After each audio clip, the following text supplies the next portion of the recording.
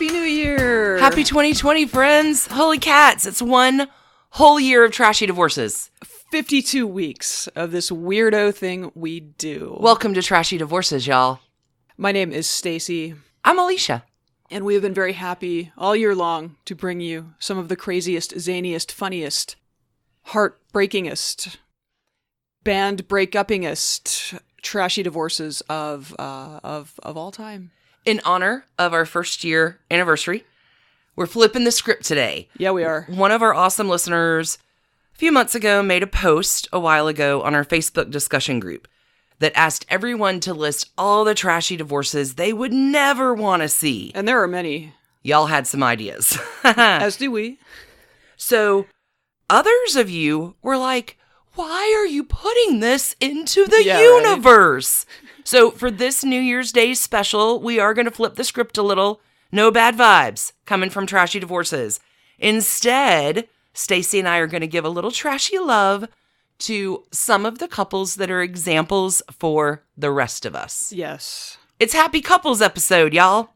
It's Happy Marriages, brought to you by Trashy Divorces. Not all marriages, though. True. So let's happy couples. Okay. Let's be fair about it. Okay. We don't really get a high body count of happy couples on our podcast. Yeah. So who could use a little love to start out 2020? Yes. All right. Talk about the song, because I know you're really into this. I'm so excited about Season 5. In honor of Season 5 kicking off this Sunday, January 5th, our 12 Degrees of Frank Sinatra, It Had to Be You seemed a very fitting way to kick off 2020 and Season 5. Frank Sinatra's version and Harry Connick's will be posted both on our site. Both badass. So happy couples. We each have a few of our favorites that we're going to talk about today, and some of our choices of happy couples definitely coincided with our listeners' list. Yes. We will be covering the top mentions, but before that, let's present the honorable mentions of the Trashy Divorces Happy Couples Award. Happy couples mentioned here, you are the wind beneath our wings. In no particular order, Stacy, start us out. Sure, we have Kira Sedgwick and Kevin Bacon. I mean, they're cousins, but they're adorable. Sure. And we love them. Sure. We have Kristen Bell and Dax Shepard. Dolly Parton and Carl Dean. Since like 62 or something they've been together. Since 66, I think. Okay, yeah. So long. We're calling that one long-term. Long-term, super long. I mean, come on. Dolly is just the best of all the best. Okay, we've got Michael J. Fox and Tracy Pollan. Do you remember when they met on Family Ties? That's when their love affair started. I did not realize that. Oh, gosh, so long ago. Here's one of my favorites. Uh-huh. John Legend and Chrissy Teigen. The mayor of Twitter. They are doing the couple thing in a way that is respectable and resistible, and I like it. It's wonderful, yeah. We have Denzel and Pauletta Washington. For sure. I mean, Denzel. Yeah. Faith Hill and Tim McGraw. A few people were going to be really upset if that ever busted up. Sure. One of our favorite couple mentions was Rose Byrne and Bobby Cannavale. I'm not familiar with them, but one listener says they are her favorite couple ever. Hey, John Travolta and Kelly Preston. I actually have question marks about that relationship, but whatever. It's our listener list. Not gonna down it. Warren Beatty and Annette Bening. So good. Goldie Hawn and Kurt Russell. Happy couple right there. Yeah. Super long term. Sarah Michelle Gellar and Freddie Prinze Jr. They're sort of my contemporary. They're probably your contemporaries too. And I actually love their love. So that's a thing that I've cared about for a long time. Fantastic. Samuel L. Jackson, who can do absolutely no wrong in the world, and LaTanya Richardson. Sure. Steph and Aisha Curry. For sure. Ooh, Sarah Jessica Parker and Matthew Broderick. For sure. Rodney and Holly Robinson Pete. We have some listeners that are rooting for the love of Ellen DeGeneres and Portia de Rossi. That just seems fair. Totally true. Sure.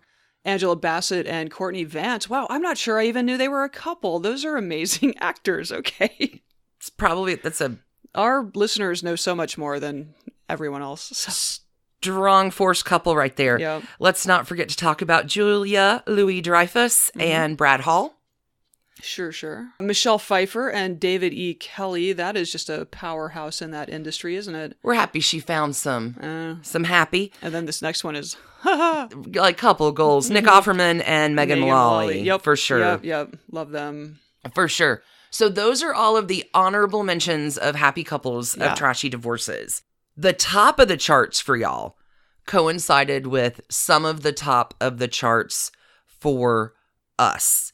So I think that the number one winner of all of them, everybody is rooting for and always will be for the rest of time, Tom Hanks and Rita Wilson. Yeah, it's a good story. Tell me. All right.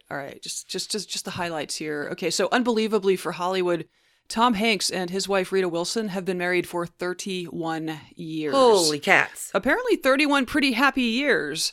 They first met on set in 1981 when she made a guest appearance on Bosom Buddies. On Bosom Buddies. I love that show. But it wasn't until the mid-'80s when Tom's first marriage was kind of petering out that they became a couple, and they married on April 30th of 1988. So Tom Hanks told Oprah in 2001, "The success of our relationship was a matter of timing, maturity, and our willingness to have an intimate connection. When I married Rita, I thought, this is going to require some change on my part. I won't deny that fate was part of us finding each other, but our relationship isn't magic the way it's shown in movies. In real life, our connection is as concrete as me sitting here. Not that marriage doesn't come close to being hell in a handbasket sometimes, but we both know that no matter what, we'll be with each other and we'll get through it." They have 2 children together, plus they have 2 children from Tom's first marriage. Obviously, that's a joint custody thing, but anyway. And they have built what looks to be a genuinely loving and fun relationship. And they've even gotten to work together from time to time, and I think we can relate to the joy of working together. So they played siblings in Sleepless in Seattle, which is only a little weird. Awkward. And they've co-produced a couple of films together. And this is a very sweet Rita Wilson quote on the start of their romance. "I'll never forget, we were standing on the corner of 57th and 5th in New York, or 58th and 5th. We were holding hands and we were waiting for the traffic light to change, and he looked at me and he said, 'You know, I just want you to know that you never have to change anything about who you are in order to be with me.'" Aww. In 2015, Rita was diagnosed with breast cancer and had a double mastectomy followed by reconstructive surgery. The cancer was caught early, so she did not require radiation or chemo, but obviously still a terrifying life experience. For sure. And she had nothing but praise for her husband. She said, "You never know how your spouse is going to react in a situation like this. I was so amazed, so blown away by the care my husband gave me. Who knew it could make you even closer?" Finally, Tom sums up the real secret to keeping a marriage working in the long term. Oh, tell me. I gotta know. He says, "I think the end result is that we got married for all the right reasons." Yeah, that's the way to do it. But yeah, they seem like just...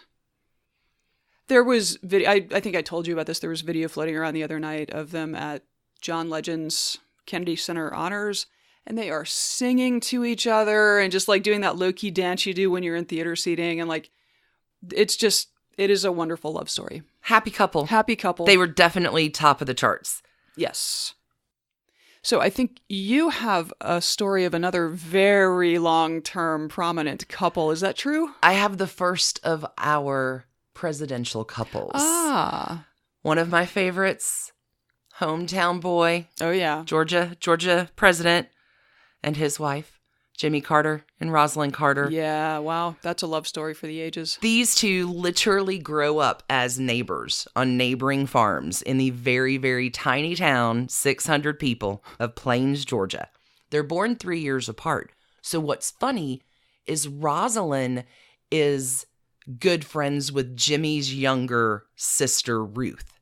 Like, Jimmy never paid any attention to Rosalind because he was always hanging out with Ruth. Like, get out of my room. Quit following me. That's right? Hilarious, yeah.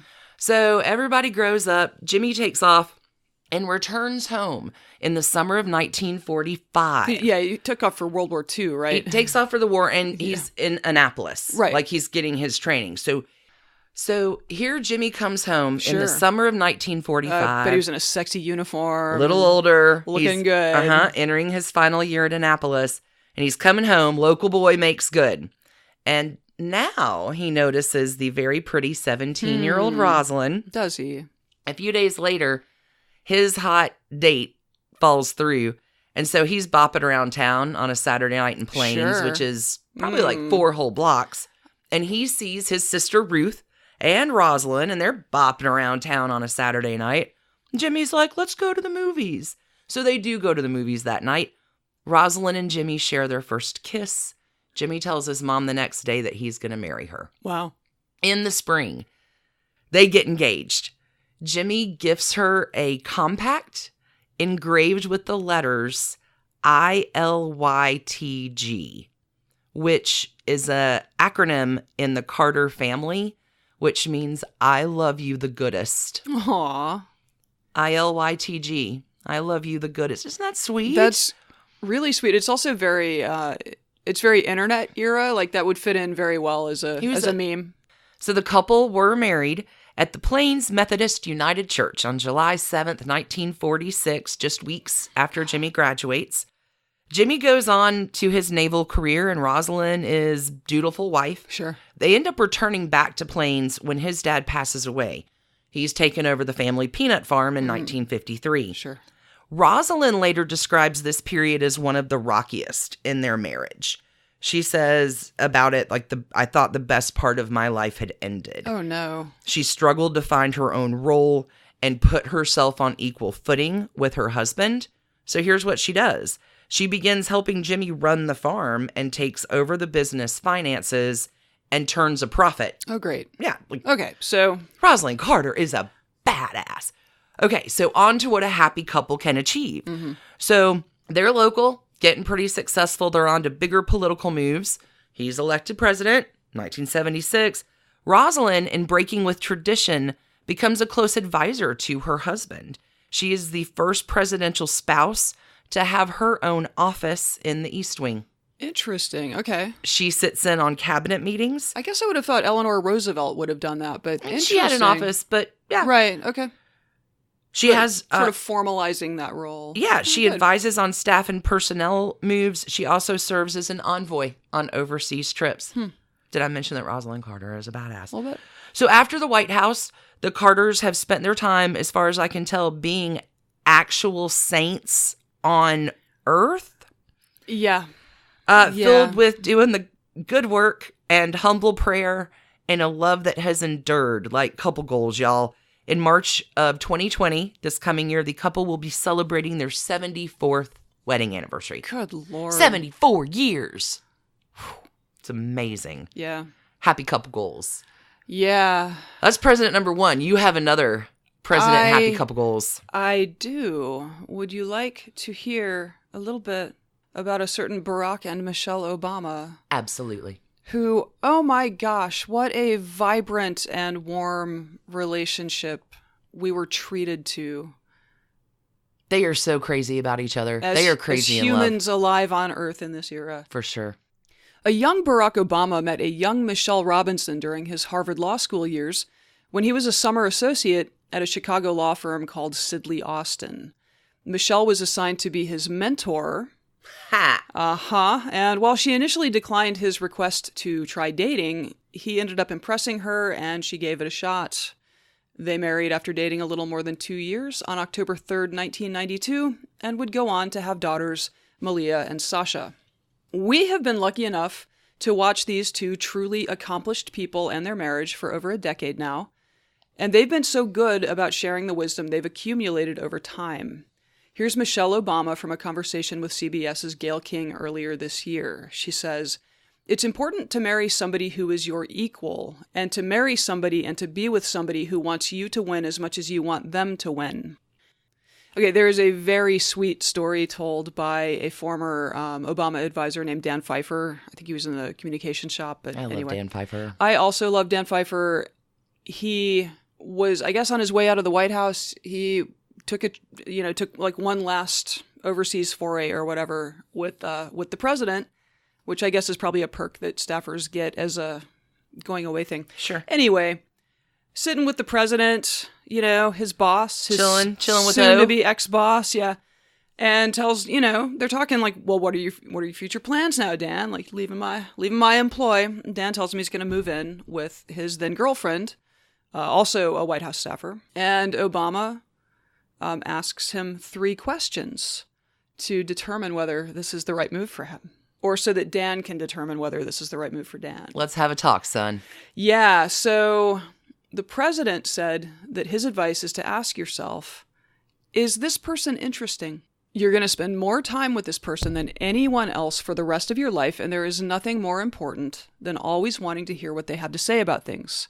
So, are they interesting? It's a great first question to ask. Number 2, do they make you laugh? Aww. I don't think that one really requires any expansion, really. Do they make you laugh? That's the key right there. 3rd, will they be a good parent? Now, obviously not everyone wants to have kids, so I believe that will they be a good parent to your dog, cat, houseplant, or other thing you love outside of yourself? And this person probably counts. For sure. If you're super into cars, will they cherish your interest in, like... Will they put the cover over your car and tuck it into bed every night? Sing it Sweet Nothings, or whatever you do with cars. Change the oil. Okay. Anyway, so are they interesting? Do they make you laugh? And will they be a good partner in the things you cherish? Some really good questions to ask yourself. It is very good. Pfeiffer says that Obama's musings ended with, life is long. These are the things that really matter over the long term. Aww. So I will close with another Michelle Obama quote, because she is nothing if not a realist. She's a goddess. Marriage is a choice you make every day. You don't do it because it's easy. You do it because you believe in it. You believe in the other person.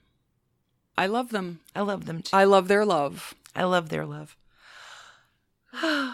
You have a hero couple from I have our couple entertainment. goals. You have made me all teary-eyed with Barack and Obama. I'm so sorry. I was fighting the urge to get teary. I'm feeling all the love. Okay. So this next couple might be our real-life couple role model. Lily Tomlin and Jane Wagner. Yep. Oh, they've been together forever. They have a very low-key love story, but it is one of the longest-lasting relationships in Hollywood. They have been going strong since 1971. Oh, my God.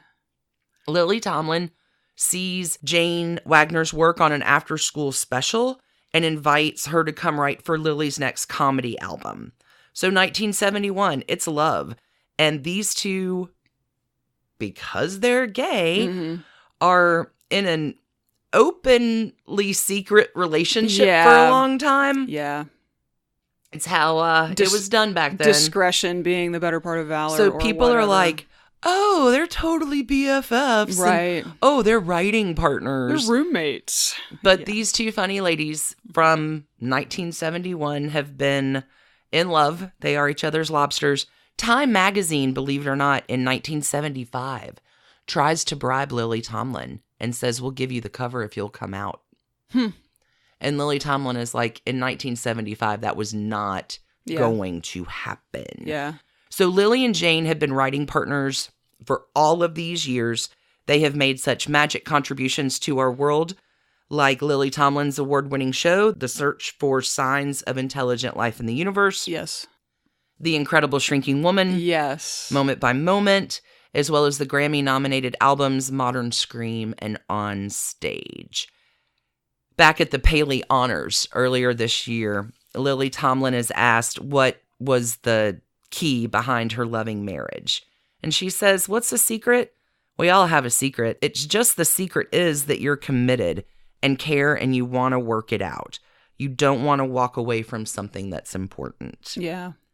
So technically, we can now wish these two a very happy 6th wedding anniversary. Oh, good. Okay, I was going to ask. The couple tied the knot on New Year's Eve, 2013. Happy anniversary. After 42 years together. So in gay conversion years, I'm just kidding. Happy fucking 49 years together. That's amazing. Jane and Lily, you are... Couples goals. Our couple goals. Yeah, for real. You work together, you love together, you live together, and are entirely badasses in the scheme of what we should aspire to. Yeah, it's a beautiful thing. Oh, you have one more. You have one of my personal role models. I have one of everyone's personal roles. This is so good. So tell us about our next happy couple. Sure. Happy couple, not happy marriage. This is Oprah and Stedman. Yeah! The crowd goes wild. All right. Here's another 30-plus year commitment that notably has not included a wedding. This is Media Mogul. It doesn't have to. No, it doesn't. Just be happy. And I will tell you why it does not include a tell me. wedding. Okay. It's good. So this is Media Mogul, an amazing person, Oprah, and her very long-term partner, Stedman Graham. They met back in '86 when the Oprah Winfrey Show was in its first season. And she said that her staff was very protective of her and very suspicious of this, like, successful businessman who was also a sportswear model who was 6'6". Oh, Stedman is really hot for and sure hanging out around Stedman. Their boss who's got this new show. Like, they were not cool with this at first. He was a wolf in wolf's clothing. He was a wolf in wolf's clothing, except he was not. So Oprah says of her staff, they figured if he looked like that, he either had to be a big jerk or want something. But he's kind and supportive. Lots of people want to ride with you in the limo, but you want someone who will help you catch the bus. That's the fucking truth. Yup. Oh, Oprah. There's the tear. I got the tears. You thought I cried during Trashy Divorces. Get me in Happy Couples, and I'm Waterworks. All right. So, interestingly, Oprah and Stedman did one time get engaged back in 1992. Really? They never married. In 2017, she finally explained why. I think this was to Vogue. She says, "Nobody believes it, but it's true. The only time I brought it up was when I said to Stedman, 'What would have happened if we had actually gotten married?' And the answer is, we wouldn't be together. We would not have stayed together because marriage requires a different way of being in this world. His interpretation of what it means to be a husband and what it would mean for me to be a wife would have been pretty traditional, and I would not have been able to fit into that." Glory be to Oprah and Stedman for recognizing... There's some value in knowing yourself. For recognizing who he is and who she is. That is healthy relationship goals right there. That really, really is. Stedman is the author of about a dozen books that are, like, they mostly look like business style, kind of self-help, like, actualize your leadership potential, that kind of stuff. So he is a guy who, one, is no dummy, and two, really has done a lot of deep thinking about identity and, boundaries and, focusing on the things that matter to you and not putting too much on, not putting responsibility for your joy on the people around you, all that kind of stuff, right? So it makes sense that there would be, like, adequate self-awareness to make this, because frankly, most couples would not be, like, they would just be like, oh, we're not getting married? Okay, well, I guess we've reached the end of our road. That is not them. No. So earlier this year, Stedman was interviewed by Ellen DeGeneres and explained that being the partner to Oprah was not hard at all. He said, "The thing about our relationship is I want the best for her, so I'm dedicated to her happiness. And so that's great for her. I want her to be the best that she can possibly be, and she's done a pretty good job of doing that. So for me, I've been able to find my own happiness and to find my own skills, my own talents, my own abilities, and I'm satisfied with that. I'm happy with that. The combination, when you have a partner that's able to self-actualize their potential and you're able to self-actualize yours, then, 1 and 1 equals about 6. I think that's you find someone that's your champion. Yeah. And that you want to be their champion. Yeah. And that's... Yeah. License or no. And then it's a multiplier or whatever. I don't get math. It's too hard to do. Too hard. Anyway, that's Oprah and Stedman. Another love them. Love for the ages. Love for the ages is right. I love them. And we love y'all. Seriously, that's year 1. That is year 1. Here's a little, we wanted to give you something happy for the new year and not our normal trash candy fare. Love is possible, and it's hard, but you can make it work. And we have the receipts. We just gave them to you. Like the team trash candy couple favorites. We wish all of them the best. Thank you for giving us the love. Positive role models. Yeah. And inspiration. Hey, we're excited to get into season 5 starting on Sunday, I guess. Sunday, January 5th. Yeah, don't forget. Woo. #TrashPack. We're going to be starting with the Trashy Divorces arc of Frank Sinatra and Big Nancy, along with another character you might not expect, but it is some kind of Victorian trashy, y'all. We had a live show on Sunday, and it was so much fun, and thank you so much to everyone who came out. Oh, for sure. Thank you, everybody who came out. Could not have been a warmer room or a trashier New Year party. We actually hope to make that an annual thing, so. It was so much fun. A good time was had by all. Yeah. The live show episode recording is available on Patreon. Stacey, now we can do the reveal. Who did you cover? I had Miley Cyrus and Liam Hemsworth. Yeah, you did. And I just can't believe I'm trapped in this stupid timeline. It was a good story. It was a super good story. And you had, someone I'd never heard of. The most famous person that you have never heard of, international playboy, Porfirio Rubirosa, who was in so many of his... Y'all, it's the most amazing story that you don't even know that you need. Think about joining us over on Patreon to hear that episode, as well as the hundreds of other hours of bonus content all about your favorite trash candy. Yup. So welcome to 2020, friends. Thank you so much for the last year. It has been a remarkable trip for us, and we are so looking forward to next year and just bringing all the great stuff to you. We cannot thank you enough for letting us into your worlds. Stacey and I feel so lucky to have found our team, lovers of trash candy everywhere. Y'all are the very best. Thank you for a hella 2019, and I promise the best is yet to come. Happy New Year, everyone. Happy New Year, friends. And keep it trashy. Keep it trashy all year long. Thanks for tuning in, y'all. Big cheers. Bye. Bye. Thanks for listening. Trashy Divorces is written and produced by us, Stacey and Alicia, for Hemlock Creatives. You can contact us at trashydivorces@gmail.com.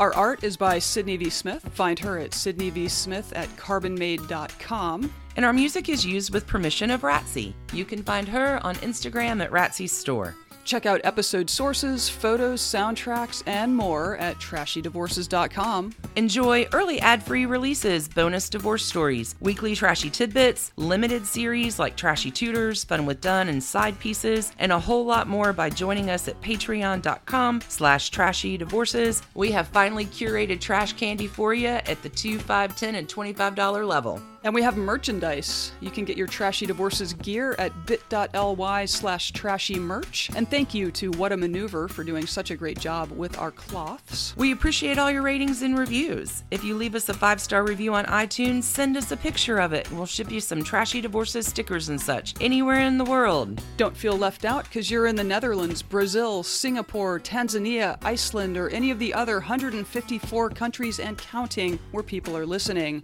That is trashydivorces@gmail.com. And last but not least, come play with us on social. We're at Trashy Divorces everywhere. Instagram, you can find us, which Alicia mostly runs. Twitter, which Stacey mostly runs. And on Facebook, which we split. We also have a Trashy Divorces discussion group on Facebook if you want to chat with other Trashy Divorces listeners. Thanks again for listening. Keep it trashy, y'all.